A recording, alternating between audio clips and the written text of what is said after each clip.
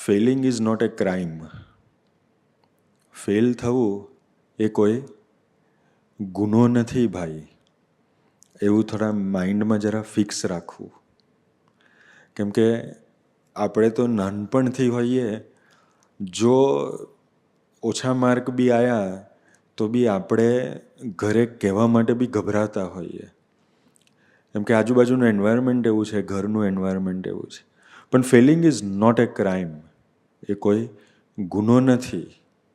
Fail થયા પછી ત્યાંનું ત્યાં અટકી જવું, that is a big crime. Not moving forward is a crime.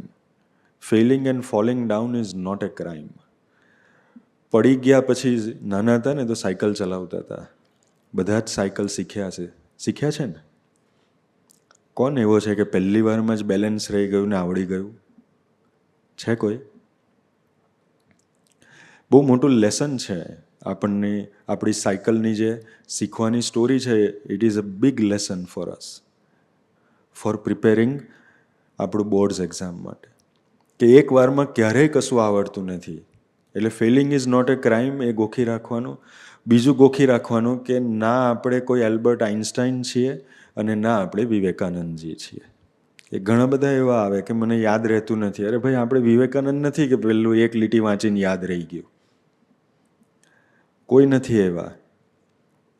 આપણે તો 500 વાર વાંચીને બી યાદ રહે તો યાદ રાખવાનું છે, એવા આપણે છીએ. તો આ યાદ રાખશું ને તો ક્યારેય આપણે ડીમોટિવેટ નહીં થઈએ. પણ એ પ્રશાંત સર છે. તો આપણે વાત કરતા failing is not a crime, but not moving forward is a big crime. તો સાયકલમાંથી પડી ગયા પણ તોય આપણે સાયકલ ક્યારે છોડી નહીં. અને સાયકલનો નિયમ છે, ગૂંઠણ છોલાય નહીં ત્યાં સુધી આવડે નહીં. સાંભળેલું એવું? સાંભળ્યું નહીં, અનુભવેલું છે. જ્યાં સુધી ગૂંઠણ છોલાય નહીં ત્યાં સુધી સાયકલ આવડે નહીં. ને કદાચ આપણે ગૂંઠણ છોલીને ગયા તો પેરેન્ટ્સ બી સાયકલમાં પડ્યા પછી બોલે નહીં. કેમ કે એમને બી ખબર હોય, એમને બી એ એક્સપિરિયન્સ હોય કે ભાઈ હું બી પડેલો ને ત્યારે જ મને આવડેલી. પણ એ એક વાર પડીએ અને છોલાયું પછી જો છોડી દઈએ કે હવે આ આપણું કામ નહીં, તો ઘણા એવા છે કે 80 વર્ષ થઈ ગયા પછી સાયકલ નહીં ચલાવતા હોય.